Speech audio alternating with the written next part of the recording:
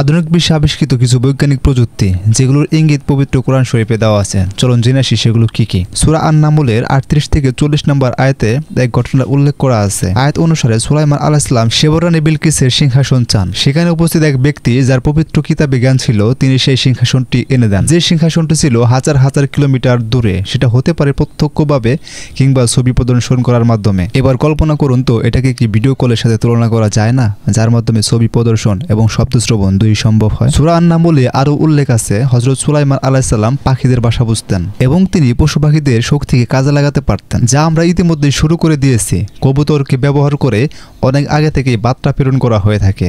টিয়া পাখিকে কথা শেখানো হয়েছে। বিশেষ এক পদ্ধতিতে আমরা কুকুরের শক্তিকে কাজে লাগাতে পারি। কুকুরকে বিশেষভাবে ট্রেন করার মাধ্যমে অপরাধী শনাক্তকরণে কুকুরকে ব্যবহার করা হচ্ছে। এক বিশেষ ধরনের ইঁদুরকেও আমরা ব্যবহার করি মাইন শনাক্তকরণে, কেননা তাদের ঘ্রাণ শক্তি এবং শ্রবণ শক্তি অনেক বেশি তীব্র হয়ে থাকে। পবিত্র কুরআনে সুলাইমান আলাইহিস সালামের আরো একটি বিশেষ মুজিজার কথা উল্লেখ করা হয়েছে। তিনি বাতাসকে নিয়ন্ত্রণ করতে পারতেন এবং অল্প সময়ে দীর্ঘ পথ অতিক্রম করতে পারতেন, যা বর্তমান সময়ের বিমান প্রযুক্তির দিকে ইঙ্গিত দেয়। এই কিছুকাল পূর্বেই যে ভ্রমণ করার জন্য দীর্ঘদিন কিংবা মাসের পর মাস লেগে যেত, তা কিন্তু কয়েক ঘন্টার ব্যবধানেই করা সম্ভব হচ্ছে। এমনকি একই দিনে একাধিক দেশ ভ্রমণ করাও সম্ভব হচ্ছে। হযরত ইব্রাহিম আলাইহিস সালামকে অগ্নিকুণ্ডে নিক্ষেপ করা হয়েছিল। নবী আলাইহিস সালাম পুরন্ডি এমনটি নয়, তার পোশাকও অক্ষত ছিল।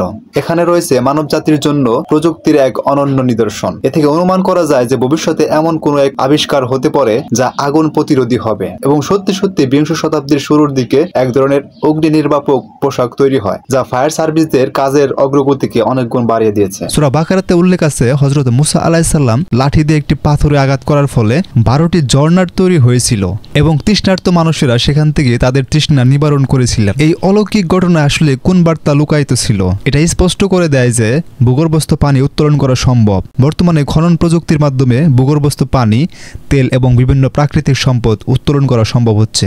সূরা আলে ইমরানে বর্ণিত আছে হযরত ঈসা আলাইহিস সালাম সম্পর্কে, আমি আল্লাহর নামে জন্মান্ধ আর কুষ্ঠরোগীদের সুস্থ করব এবং মৃতকে জীবিত করব। এখানে জন্মান্ধ আর কুষ্ঠরোগীদের সম্পর্কে বলা হয়েছে। বর্তমান প্রযুক্তিতে জিন থেরাপির মাধ্যমে কয়েক প্রকার জন্মান্ধ রোগীদের সুস্থ করা সম্ভব হচ্ছে এবং বিশেষ এক ধরনের ওষুধের মাধ্যমে 6 মাস থেকে 2 বছরের মধ্যে কুষ্ঠরোগীদেরও সুস্থ করা সম্ভব হয়।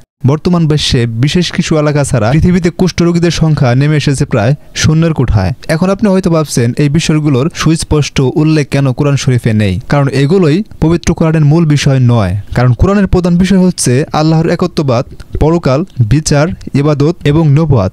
যেহেতু প্রযুক্তি আল্লাহ তাআলার পক্ষ থেকে আসা এক ধরনের আশীর্বাদ, সেহেতু আল্লাহ তাআলা পবিত্র কোরআনের বিভিন্ন আয়াতে প্রযুক্তির সম্পর্কে বিভিন্নভাবে ইঙ্গিত প্রদান করেছেন, যা পরবর্তীতে মানবজাতির কল্যাণে কাজে লাগতে পারে।